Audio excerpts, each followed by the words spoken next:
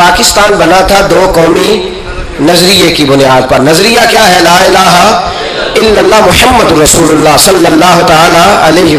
حکمران اس کو بھول گئے اور انہوں نے قوم کی ذہن سازی اس طرح کی، میڈیا کو ساتھ ملا کے بچوں کا ذہن اس طرح کا بنایا کہ قوم بھی تیار نہیں ہوتی. نظام مصطفیٰ صلی اللہ علیہ وسلم کے لیے قوم تیار، حالانکہ کافر کو آپ کی نماز سے کوئی مسئلہ نہیں. یورپ میں کبھی پابندی لگی ہے کہ مسجد نہ بناؤ؟ کبھی وہاں کسی نے کہا ہے قرآن پاک نہ لے کے آؤ؟ کبھی کسی نے کہا ہے؟ وہاں پابندی نماز پہ نہیں ہے. ان کو ڈر تو نظام مصطفیٰ سے آتا ہے کہ دین نافذ نہیں ہونا چاہیے. تو میرے بھائی، پاکستان ایک نظریاتی وطن ہے. جتنا دوڑ سکتے ہیں میں اور آپ دوڑ لیں، جتنا دوڑ سکتے ہیں. جہاں تک یہ قوم بھاگ سکتی ہے بھاگ لے.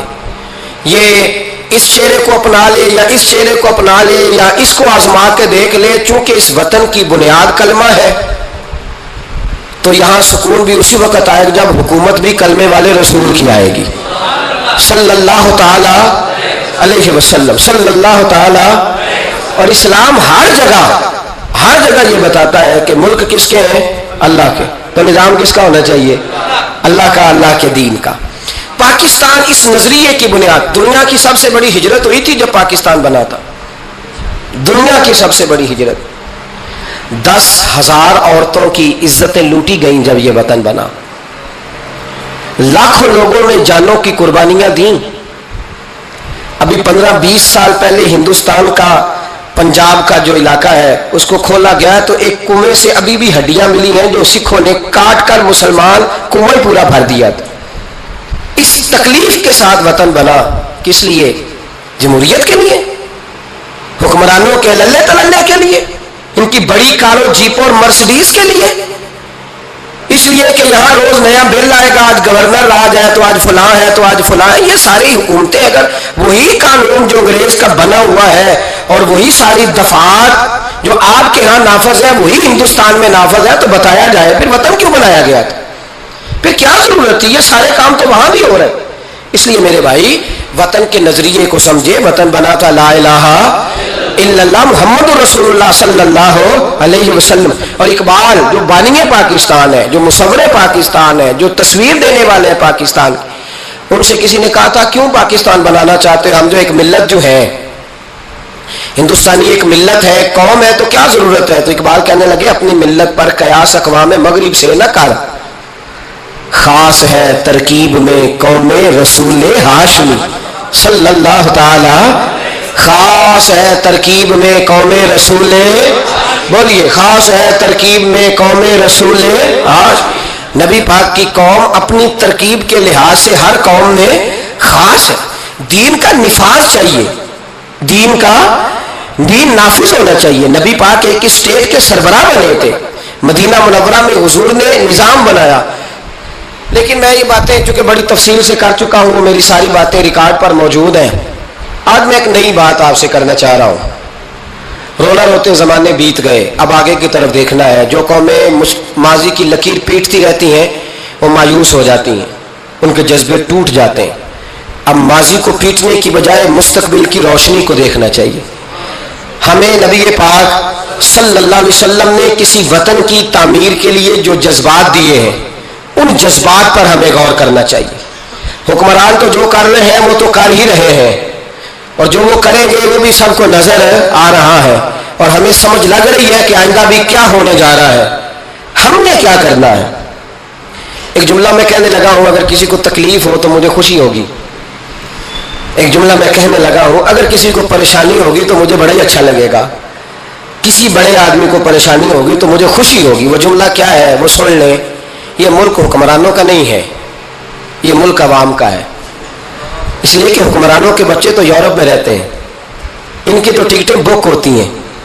جب تک یہ اسمبلی میں ہوتے ہیں یہاں ہوتے ہیں، اور جب حکومتیں ختم ہوتی ہیں تو یہ یہاں موجود. ان سب کے تو باہر کاروبار ہیں، رہائشیں ہیں، اولادیں ہیں. تو یہ وطن کس کا ہے؟ جنہوں نے وہ بول نہیں تھے. اللہ خیر کرے، یہی تو مسئلہ ہے. تبھی تو قبضہ دوسروں کا ہے. کس کا ملک ہے؟ کہ ہمارا ہے. پاکستان وطن کس کا ہے؟ یہ ہمارا وطن ہے، یہ حکمرانوں کا نہیں ہے، کیونکہ یہ وطن دیکھیں نا گھر اس کا ہے جس نے گھر کے اندر رہنا ہے، جس نے گھر میں رہنا نہیں اس کا وطن ہے، ہم نے رہنا ہے، ہماری نسلوں نے رہنا ہے، ہمارے ماں باپ رہے، ہم رہ رہے ہیں، ہماری آنے والی نسلیں رہیں گی، تو وطن بھی کس کا ہوا؟ ہمارا، حکمرانوں کا وطن ہے۔ تو ہم کیوں ڈالتے ہیں گھر جو ہمارا ہے، تو ہم کسی کے ذمہ کیوں لگاتے ہیں؟ ہم اپنے وطن کا خود خیال کیوں نہیں کرتے؟ ہم ان کے ذمہ کیوں وطن لگاتے ہیں؟ پہلی بات تو یہ ہے کہ ہمارا یہ بہت بڑا ظلم ہے کہ ہم ایسے لوگوں کو ووٹ دیتے ہیں، ان کے ذمہ وطن لگاتے ہیں جن کا وطن ہے ہی نہیں۔ ہم کیوں نہیں یہ محسوس کرتے کہ وطن سب سے پہلا کام 14 اگست آ رہی ہے، یہ اگست کا مہینہ ہے، پاکستان کے عزم نو کے لیے، ایک روشنی کے لیے، نوجوانوں کے لیے چند باتیں کرنا چاہتا ہوں۔ پہلی بات اپنے ذہن میں بنائیں کہ وطن کی جو محبت ہوتی ہے نا، حب الوطن من الایمان، وطن کی محبت ایمان کا حصہ ہوتی ہے، وطن کی محبت ایمان کا، اس بات کو یاد کر لیں۔ میرے نبی پاک علیہ السلام مکہ مکرمہ سے تشریف لائے تھے، حضور مہاجر بن کے مدینے آئے تھے، لیکن بخاری مسلم کی ایک ایسی حدیث ہے جس کی میں نے کبھی شرح نہیں پڑھی، اور میں اس حدیث کی شرح میں کبھی نہیں گیا اور جانا چاہتا بھی نہیں، نرالا رنگ ہے اس حدیث پاک کا۔ میرے محبوب پاک علیہ السلام مہاجر بن کے مدینے آئے، لیکن حضور نے ایک موقع پہ فرمایا سنو بھائی مہاجرین اور انصار، کان کھول کے سنو۔ اب مہاجرین میں شامل کون کون تھے؟ حضرت ابوبکر صدیق، حضرت عمر فاروق، حضرت عثمان غنی، حضرت مولا علی، حضرت مصعب بن عمیر، حضرت بلال حبشی، یہ سب لوگ مہاجر تھے، لیکن حضور نے وطن کی محبت بیان فرمائی۔ میرے محبوب نے فرمایا یاد رکھنا،